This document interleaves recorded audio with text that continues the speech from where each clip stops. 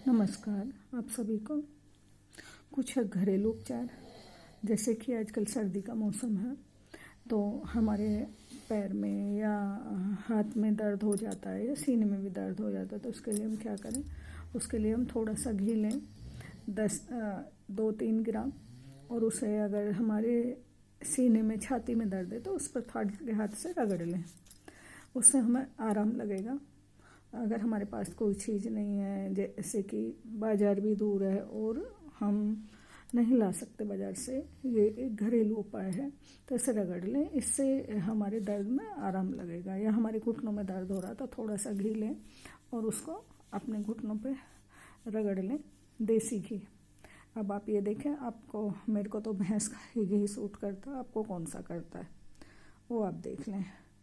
और अगर आपको दस्त या लूज मोशन लगे हुए हैं तो क्या करें, थोड़ा पानी, 40 ग्राम पानी ले लें और उसमें जो हम दूध वाली चाय पीते हैं वो 40 ग्राम वो ले लें, बराबर मात्रा में।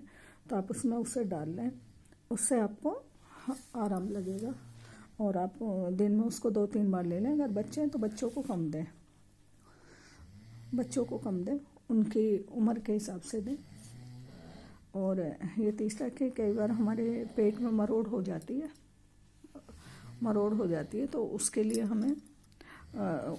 हम मांड वाले चावल होते हैं, उसका मांडना निकालें और उसको ऐसे ही मांड वाले बना लें और उसे ठंडा करने के बाद उसमें कच्चा दूध डालकर खाएं, उससे मरोड़ में हमें आराम लगेगा। या हम सौंफ भी ले सकते हैं। कई बार हम बहुत सारी गर्म चीज़ें या बहुत ज़्यादा मिर्च मसाले वाला खा लेते हैं ना, तो उससे हमारे पेट में मरोड़ हो जाती है, तो उसको ये घरेलू उपाय।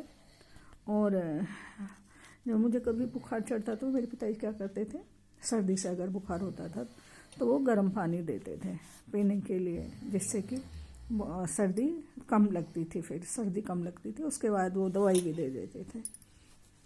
और जब बहुत तेज़ बुखार होता था तो माँ क्या करती थी, माँ या मेरी मम्मी क्या करती थी, मेरे पैरों में सरसों के तेल से मालिश करती थी और सिर में भी मालिश करती थी, जिससे कि बुखार कम हो जाता। तो उस समय ना तो बर्फ़ होती तो थी, लेकिन बाज़ार से बहुत दूर होती थी, ला नहीं सकते थे। लेकिन उसका सही उपाय ये है कि आप सरसों के तेल से अगर बुखार तेज़ है तो मालिश करें, तो उससे बुखार टेम्परेचर कम हो जाएगा और बच्चे में थोड़ी जान भी पड़ेगी।